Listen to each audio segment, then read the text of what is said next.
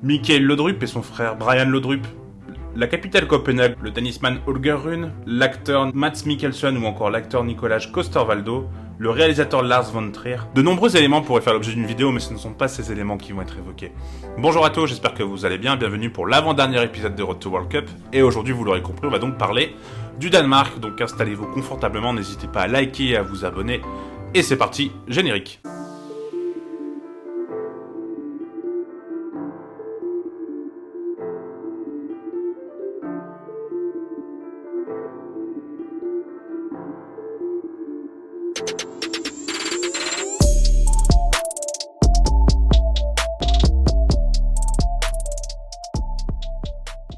Le Danemark va participer pour la 6e fois de son histoire à la Coupe du Monde. Ils ont participé en 1986, 98, 2002, 2010 et 2018. Donc 2022 sera la 6e.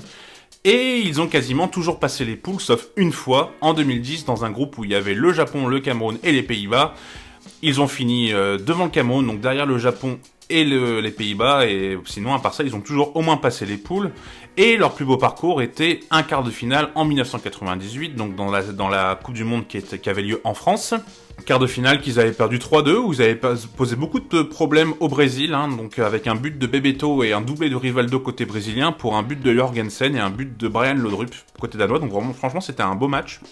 J'en ai plutôt un bon souvenir, je m'en rappelle alors que j'avais 6 ans, donc c'est pour vous dire que le Danemark était vraiment costaud. Et voilà, donc vraiment cette sélection danoise, dès qu'elle est en Coupe du Monde, elle va loin, enfin elle passe les poules en tout cas. Petit fun fact, donc c'est leur 6e participation, et c'est la 4e fois que l'équipe de France est dans leur poule, donc je trouve cette stat assez folle. Donc, et je me demande si à l'Euro on n'a pas aussi affronté le Danemark, en tout cas on les affronte en Ligue des Nations encore, donc voilà, c'est un peu l'équipe qu'on affronte le plus, donc voilà, je trouve ça assez fou. Et est-ce que la forme du Danemark, justement, va permettre à cette équipe de passer les poules ? Ouais, très clairement, là, il n'y a pas de suspense. On l'a vu notamment lors du match contre l'équipe de France où on a pris 2-0, où la France n'a pas vu le jour. Bon, la France avait énormément d'absents, mais au final, là, on va en avoir quand même quelques-uns, notamment des notables. Donc c'est vrai que franchement cette équipe du Danemark, moi elle me plaît, elle m'a plu à l'Euro 2021, c'était un peu mon petit coup de cœur.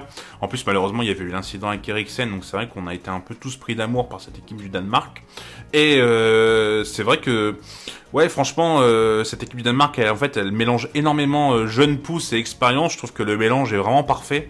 Et ouais cette équipe du Danemark, moi ça va être un peu mon petit... Bon, j'espère qu'ils vont pas contre la France, bien entendu, on s'entend. Mais ça va être ma petite équipe à suivre parce que franchement, moi, j'aime vraiment bien cette sélection. Je trouve qu'il y a beaucoup de talent. Et ouais, cette équipe est vraiment en très bonne forme avec un sélectionneur qui fait vraiment du très très bon travail. Donc clairement, ce sera pas à prendre à la légère cette équipe Danemark parce qu'elle est vraiment très en forme. Et même si elle a fini 2e de la poule des nations derrière la Croatie à 1 point, mais quand même devant la France. Donc franchement, ouais, dans ce Danemark, il est vraiment plaisant. Et ouais, j'ai hâte de voir ce que ça va donner le Danemark parce que franchement, ça fait partie de mes petits coups de cœur avec la Croatie justement et même la Serbie. Voilà, ça fait partie de ces sélections qui m'intriguent particulièrement et que j'ai envie de voir progresser dans cette Coupe du Monde. On va passer maintenant à la revue d'effectifs et voilà, cette revue d'effectifs, j'ai mis un 4-2-3-1, on peut le voir comme un 4-3-3, en fonction, comme vous voulez, j'ai envie de vous dire.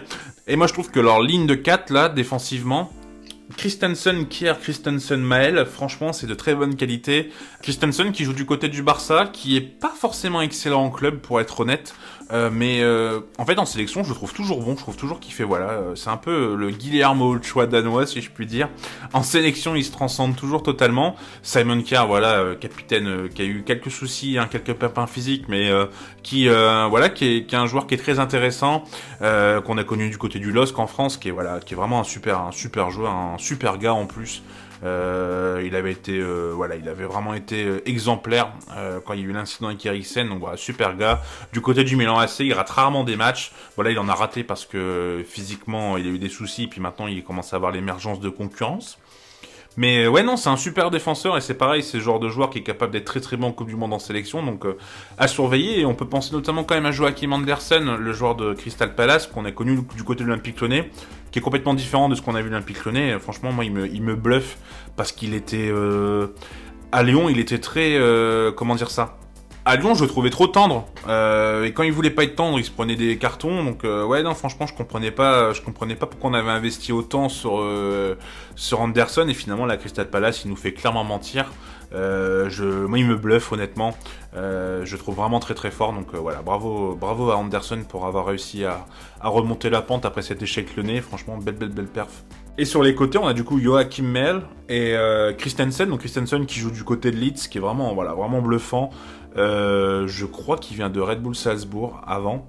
Oui, c'est ça, c'est du côté de Salzbourg. Moi, il m'avait impressionné notamment contre le LOSC où j'avais trouvé un gros abattage dans cette poule avec Wolfsburg et j'ai oublié le dernier, Séville. Et ouais, non, franchement, la Leeds, c'est pareil, il fait vraiment du très bon travail, donc c'est un super latéral droit. Et de l'autre côté, Joachim Mel qui est du côté de l'Atalanta et c'est pareil, c'est vraiment un bon latéral. Donc franchement, cette ligne de 4, moi je la trouve très très forte et en plus elle est super bien suppléée par les deux devant, Pierre-Emile Højbjerg et Thomas Delaney.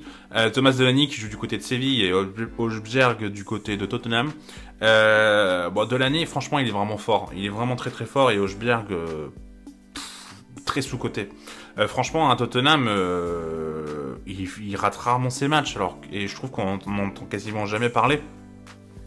Et moi, je suis assez bluffé par Pierre-Emile Højbjerg parce que moi, je l'ai connu très jeune du côté de... D'ailleurs, il s'appelle Pierre-Emile parce qu'il est franco-danois, pour ceux qui ne le savent pas. Et moi, je l'ai connu justement parce que c'est un franco-danois qui arrive au Bayern de Munich à 18 ans, qui est émergé au Bayern de Munich à 18 ans. Et moi, j'avais porté un œil dessus parce que ça m'avait intrigué, Pierre-Emile Højbjerg, rien que le nom, quoi. Et au Bayern, ça s'était pas forcément très très bien passé. Pas très bien passé, et la concurrence était énorme. Et là, on le voit vraiment rebondir, et je trouve qu'il est vraiment très fort, donc bravo à lui pour ça. Et voilà, ces deux de devant, là, franchement, c'est vraiment plus que qualitatif. Et devant ça, encore, on a un joueur à nouveau qualitatif, qui est Christian Eriksen.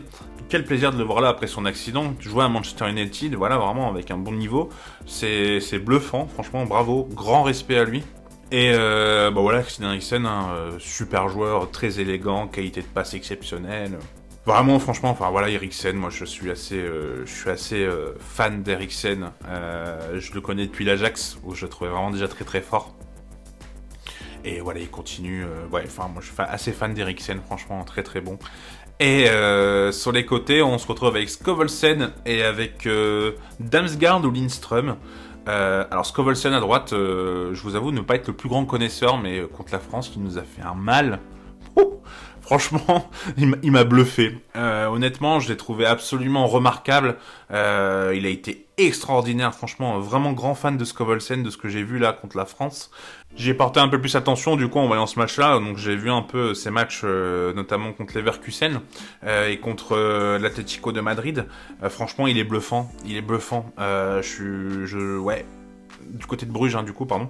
Franchement, il me bluffe. Je trouve vraiment fort. Il a que 22 ans, donc je pense qu'il va continuer à évoluer en plus. Mais franchement, voilà, super fort. Et du côté de l'aile gauche, du coup, j'ai décidé de mettre le petit Damsgaard, Mikael Damsgaard, un révélation de cet Euro. J'avoue être absolument fan, mais ça se trouve, ce sera pas forcément lui. En plus, il a eu pas mal de blessures, notamment les dernières à Sampdoria. Là, maintenant, il joue du côté de Brentford. Il a un peu de temps de jeu, il essaye de faire le maximum. Donc ça pourrait être Jesper Lindstrøm qui sera mon joueur à suivre parce que moi je suis absolument fan de Lindstrøm. Donc voilà, je suis désolé pour les gens qui me connaissent bien et avec qui j'échange sur Twitter et qui doivent en avoir marre. Je parle de Lindstrøm parce que voilà, moi je suis absolument fan de Lindstrøm. Et voilà, c'est pourquoi je vais vous le mettre en joueur à suivre parce que voilà, j'ai envie encore d'en parler. Et au poste de numéro 9, et la seule faiblesse pour moi, voilà, il faut quand même une faiblesse dans cette sélection, et il n'y a pas de grand neuf. En fait, je sais pas qui c'est qui va être titulaire d'ailleurs, pour être tout à fait honnête. J'ai mis Kasper Dolberg parce que ça me paraîtrait le plus logique, mais bon, à Séville, il fait rien. Gros flop, Dolberg. Apparemment non, il a une maladie liée au diabète, il me semble de mémoire. Qui est arrivé du côté de Nice. Moi, je pensais que c'était plutôt le contexte niçois qui lui faisait pas réussir, comme pas mal de joueurs. Là, on voit du côté de Séville. Alors, peut-être que Séville, c'est pas forcément le meilleur contexte non plus, mais bon, on va pas non plus lui trouver des excuses tout le temps. Mais non, franchement, Dolberg, moi, j'en attendais tellement parce que du côté de l'Ajax, je le trouvais fort.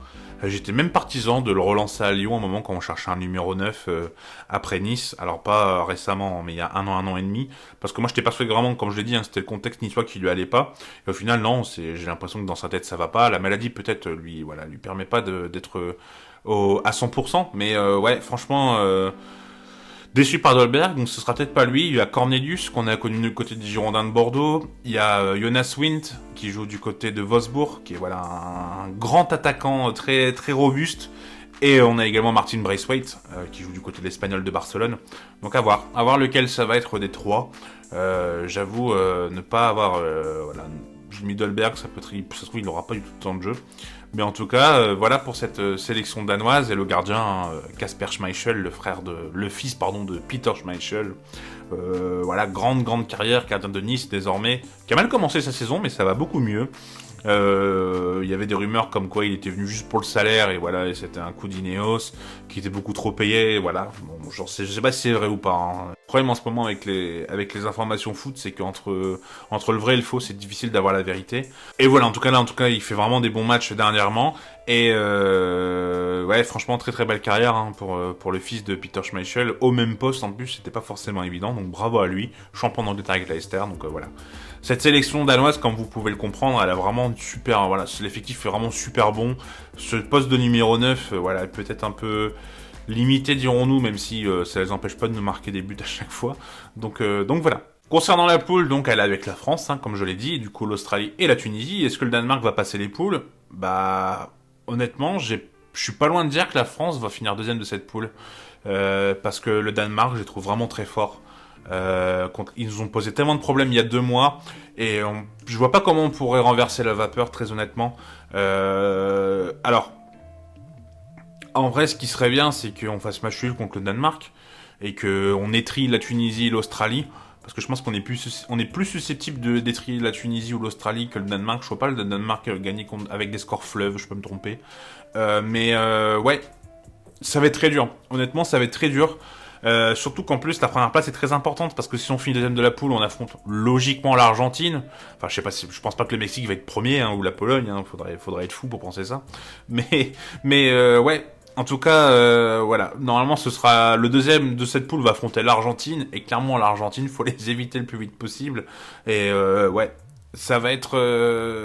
ouais, le Danemark va vraiment être intéressant, il va vraiment être un adversaire plus que compliqué. Et pour le jour à suivre, vous l'aurez compris, on va parler du coup de Jesper Lindström. Donc Jesper Lindström qui joue du côté de l'Eintracht Francfort, qui est également mon club coup de cœur. Je suis assez fan de Francfort cette année et depuis 2 ans. Et bon, Lindström, il est élégant, il a une élégance, il est incroyable, il est rapide, capable de dribbler, vision de jeu assez hors norme. J'avais fait un podcast avec Cédric Chapuis, qui est journaliste France Football, et il avait dit que c'était le Pastore danois. J'arrête pas de la répéter cette anecdote, mais en fait c'est tellement ça, et c'est pour ça que je suis aussi fan parce que je suis un grand fan de Pastore. Et ouais, Lindström, il a du Pastore en lui. Franchement, il a quelque chose de remarquable. Il est tellement beau à avoir joué. Ouais, Lindström, c'est un joueur qui est vraiment merveilleux. Enfin, franchement, voilà, je suis vraiment élogieux, mais je suis fan du joueur. Pour rien vous cacher, j'hésite à acheter son maillot de Francfort. Donc voilà, pour vous dire à quel point je suis fan de Lindström, parce que ouais, moi, il me bluffe. Je trouve trop fort, je trouve trop beau. Voilà, il est vraiment en plus la même morphologie un peu de Pastore, voilà. Enfin, ouais, il est soyeux, enfin là, je sais pas si vous le voyez à la compile et vous comprenez ce que je veux dire, mais ouais, moi je suis fan de Lindström.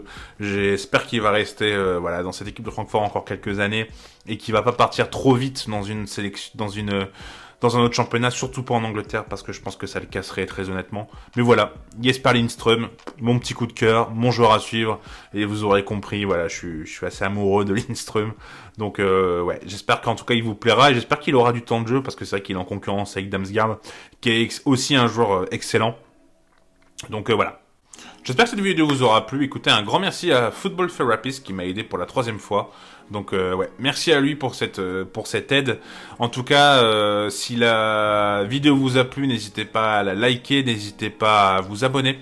La dernière vidéo sera sur l'équipe de France, elle sort ce soir. On aura enfin fini cet épisode de Road to World Cup. Cette série Road to World Cup, je vous avoue être assez fier de tout ce qui a été fait. Donc voilà, en tout cas, je vous dis une bonne journée ou une bonne soirée en fonction de l'heure où vous regardez la vidéo. Je vous dis à bientôt. Tchuss!